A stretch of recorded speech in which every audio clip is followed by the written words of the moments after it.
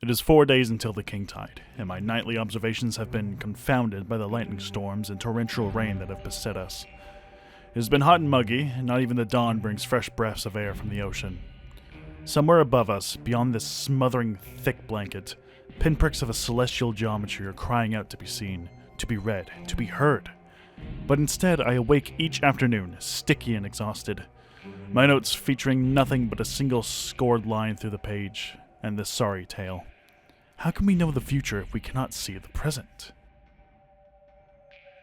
By my calculations, the murderous equinox should be 6 half-dozen days beyond the aftermorrow, or so my stars say. The tides have been sideways for too long. I blame the moon. She hides her face from me, a veiling mist on a blushing bride of secrets. The mist envelops and holds much closer stars. They flit and hide from me, and I cannot hear their messages. I must hear their messages, so I follow them. Someone has been writing in my journal, with my handwriting, but the stars would never say these things. Not these things. I will score them out. Time to sleep until the stars will speak again. I will wake, shivering and invigorated. Tonight, I will know their secrets.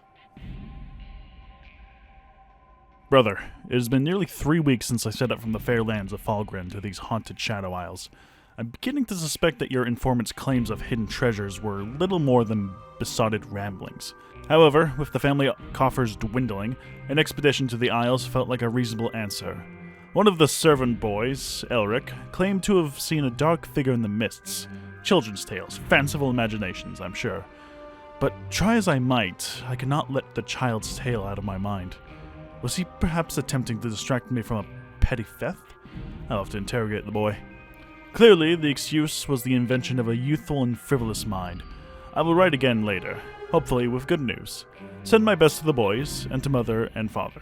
Your brother, Reginald Veklin III. Brother, have you heard of the story of the Warden of the Isles? A brutish, hulking figure, some spectral animosity taking ghastly flesh. I had been thinking upon this story after the servant boy returned to me and swore again what he said was true. Naturally, I could not tolerate insolence from my cabinet, and thus banished him from the caravan. If he cannot manage Noxian stoicism, he should enjoy the mist alone. However, I stole away from the caravan in the night, intending to investigate the boy's ravings, and instead found something quite extraordinary, a relic of an ancient civilization, wrapped in cloth, softly glowing with some runic arts I could not fathom, but most importantly, a prized piece of antiquity. Brother, with this, I stand to bring the light back to our family name. We shall become the envy of the noble houses, or what's left of them after the betrayer split the throne. We'll write again soon. Your brother, Reginald. I'm still attempting to gather my wits, brother. Late in the night, I observed a visitation. Forgive my scattered writing, it is only a feeble mirror of my currently settling thoughts. Brother, the Reaper, I believe he knows of me. In the night, I woke to a scream, and the growing presence of the mist made it impossible to see even a foot beyond my own nose. The caravan was in shambles, the dining carriage overturned and blood scattered all about the region. I had to hold a handkerchief against my face to even walk through the remnants. And in the middle of the wreckage stood the great hook and chain warden himself. A finger and a bony hand extended in my direction, and the flames of his lantern rose as if on command. I fled, brother, and I will return to Falgren in the manse within a fortnight. I can only hope he will not follow. Your brother, Reginald. Offram took the deal, said it's no problem if 1 or 2 of the vault's items are misplaced.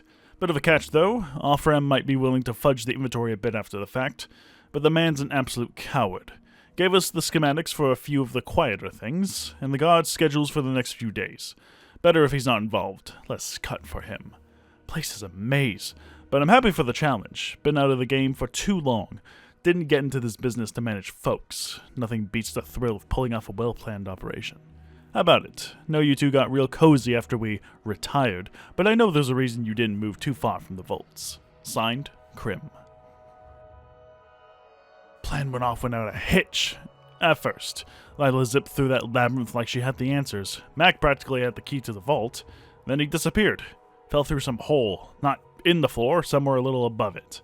Hard to describe. Lila went next, screaming down to nothing. Then it was my turn. Not sure where I am. real dark. The room has a door, but it keeps moving. Offram showed up once, pushed some food for a slot, said he was real sorry.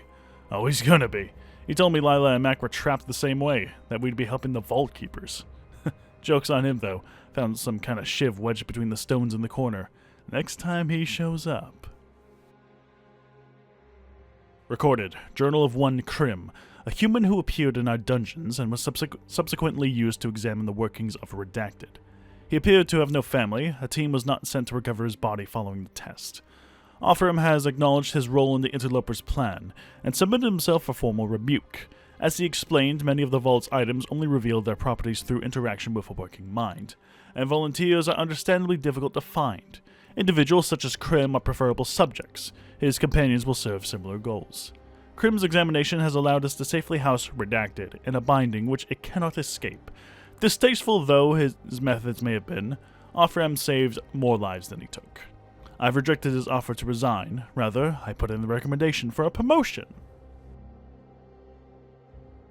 When I set out that day, I expected a short journey, but the storm came out of nowhere. It roiled and churned like a living thing, chasing me, and I could not outrun it.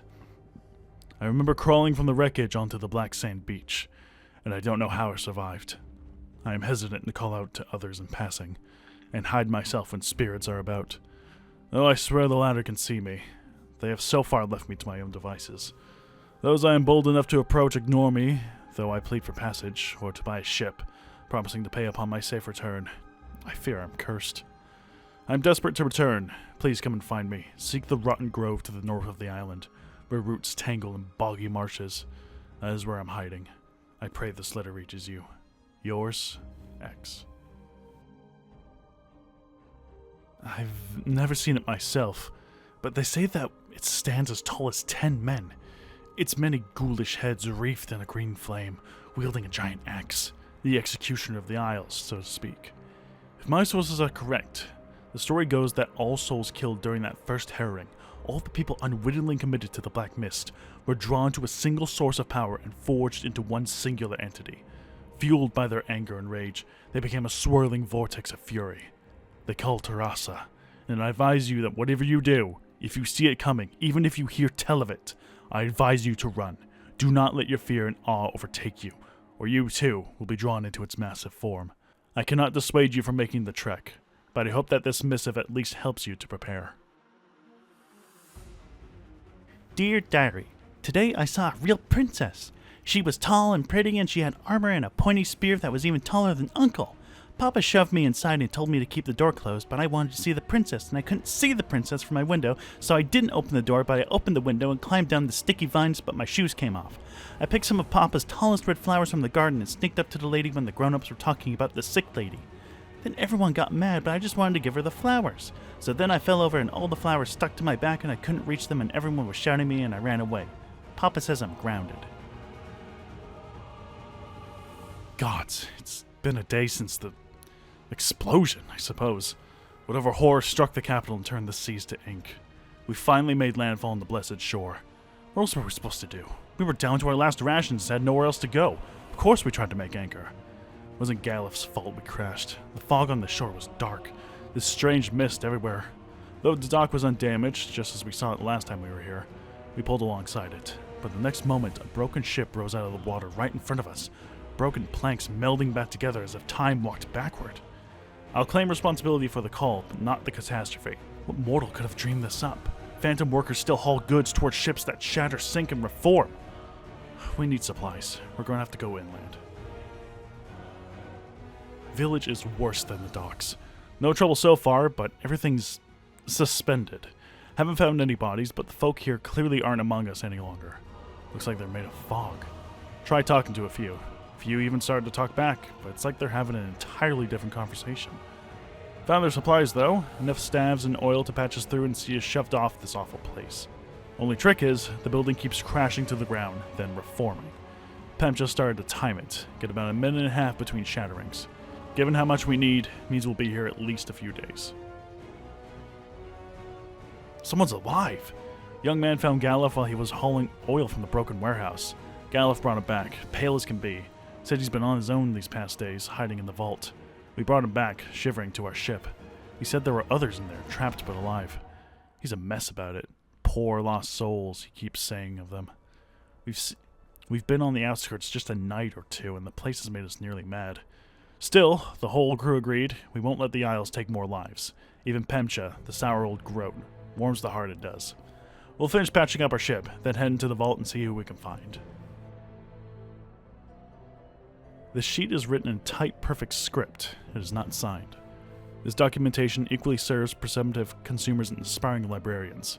I have devised a system for the storage of the myriad writings, tablets, artifacts, portraits, trinkets, and accoutrements stored within this library. The system currently has no name. I recognize one will be required in time. However, one is not required to adhere to this system. I have designed it such that any child would find it trivial to follow. It is my pleasure to direct you to the reverse of this sheet. We will discover the key both to navigating and to maintaining our sanctum of knowledge.